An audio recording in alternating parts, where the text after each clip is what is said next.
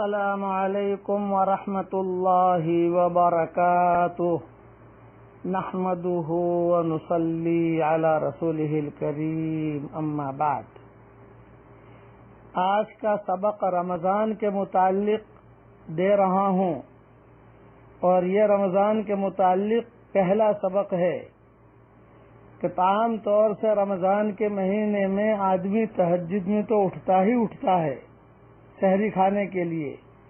حدیث شریف میں آتا ہے کہ جو آدمی تہجد میں اٹھے اور یہ کلمات پڑھ لے، یہ کلمات دھیان سے سنیے: لا الہ الا اللہ وحدہ لا شریک لہ لہ الملک ولہ الحمد وہو علی کل شیء قدیر، سبحان اللہ والحمد للہ ولا الہ الا اللہ واللہ اکبر ولا حول ولا قوت الا باللہ، اتنا پڑھنا ہے۔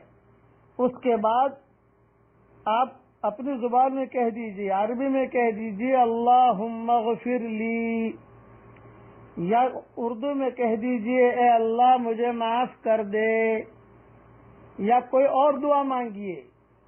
وضو کیجئے، نماز پڑھیے تو حضور صلی اللہ علیہ وسلم فرماتے ہیں جو دعا مانگے گا اللہ تعالیٰ اس کی دعا قبول کرے گا، اور نماز پڑھے گا تو اللہ تعالیٰ اس کا نماز کا پڑھنا قبول کرے گا۔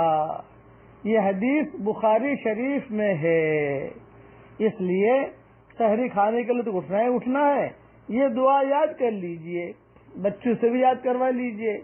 اچھا، یہ خالی رمضان کے مہینے کے لیے نہیں ہے، یہ تو سال بھر تہجد کے لیے یہ دعا ہے، لیکن رمضان کے مہینے میں اس لیے شروع کر رہا ہوں کہ بھی سال بھر تو آدمی تو غفلت رہتی ہے، کبھی اٹھا کبھی نہ اٹھا، لیکن رمضان کے مہینے میں تو آدمی اٹھتا ہی اٹھتا ہے۔ اس لیے یہ دعا یاد کر لیجئے، بیوی سے تو یاد کروا دیجئے، بچوں کو یاد کروا دیجئے۔ 2 راتوں میں آپ کو یہ دعا یاد ہو جائے گی انشاءاللہ۔ اللہ تعالیٰ تہجد پڑھنے کی ہمیں توفیق عطا فرمائے۔ اب روزانہ میں رمضان کے متعلق سبق دوں گا انشاءاللہ، اور ابتدا کر رہا ہوں تہجد سے۔ اللہ تعالیٰ ہم سب کو تہجد پڑھنے کی توفیق عطا فرمائے، ہمیں بھی اپنی دعاؤں میں یاد رکھنا اور پوری امت کو بھی اپنی دعاؤں میں یاد رکھنا۔